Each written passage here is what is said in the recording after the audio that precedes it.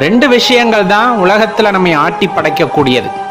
இந்த கவலையும் பயமும் இருந்துகிட்டே இருந்ததுன்னா நம்ம ஒரு நிலை இல்லாம இருப்போம். இதுக்கெல்லாம் காரணம் என்னன்னு பாத்தீங்கன்னா, பின்னாடி பெரிய பூதம் இந்த ஆசை அப்படிங்கிற ஒரு விஷயம். அப்ப நம்ம இந்த ஆசை அப்படிங்கிற ஒரு விஷயத்துல நம்ம மனதை செலுத்த செலுத்த உடன் அந்த கவலை பயம் அப்படிங்கிறது தொடர்ந்து வந்துகிட்டே இருக்கும்.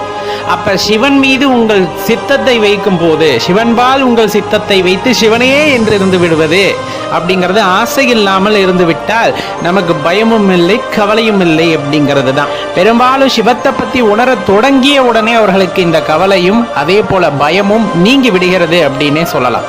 யார் ஒருவருக்கு பயம் இருக்கும் கவலை இருக்கும் அப்படின்னா, இதெல்லாம் என்னது அப்படிங்கிற நினைப்புல ஒருத்தங்க இருக்காங்க, அவங்களுக்கு கவலை இருக்கும். இது என்ன வரலும் நம்ம கூட இருக்கும், எத்தனை நாளைக்கு நம்மளோட இருக்கும், இது நம்மளை விட்டு போயிடுமா அப்படிங்கிற ஒரு கவலை இருக்கும். அது எல்லாத்திற்குமே பொருந்தும். உறவுகளாகட்டும் இருக்கும், பொருட்களாக இருக்கட்டும், சொத்துகளாக இருக்கட்டும், எல்லாமே என்னதுன்னு நீங்க எப்ப நினைக்கிறீங்களோ அப்ப அந்த கவலை வந்து விடுகிறது.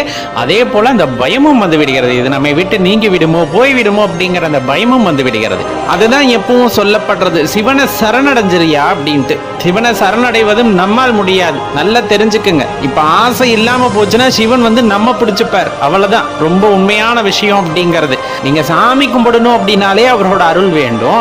அப்ப அவரை சரணடையணும் அப்படின்னா கண்டிப்பா அவரோட அருள் வேண்டும். அப்படி இருந்ததுனால தான் நம்மளால முடியும். அதுக்கு நம்ம செய்ய வேண்டிய சிறிய வேலை அப்படிங்கிறது ஆசையிலிருந்து வெளியே வர்றது. அப்படி அந்த நாமத்தை பற்றி கொண்டு அவரின் சிந்தையிலே இருக்கும் போது, இந்த புறவுலக ஆசையிலிருந்து விடுபட்டு அவரையே நினைத்து தியானிக்கும் போது எந்த பயமும் இல்லாமல் போகின்றது, எந்த கவலையும் நமக்கு இல்லாமல் போகிறது.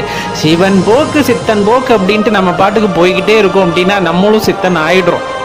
இந்த உலகத்தை அப்படியே பார்க்கக்கூடியவர்களாக மாறிட்டோம். அப்படிங்கும் போது நம்ம ஒரு உன்னத நிலைமைக்கு கொஞ்சம் கொஞ்சமா முன்னேறோம் அப்படின்னு அர்த்தம். உடனே எதுவும் கிடைக்காட்டி கூட அவரோட அருள் கிடைக்கும் அருளும் பொறுத்திருந்து அந்த பாதையில நடக்க ஆரம்பிச்சிடலாம். அது பெரிய மாற்றத்தை நமக்குள்ள ஏற்படுத்தும். உண்மையான அருள் சக்தியை நமக்கு விளங்க செய்யும். அதன் மூலம் நாம் பயணிக்கும் போது ஒரு உன்னதமான நிலையை இந்த பிரபஞ்சத்தில் அடைய முடியும் அப்படிங்கிறதுல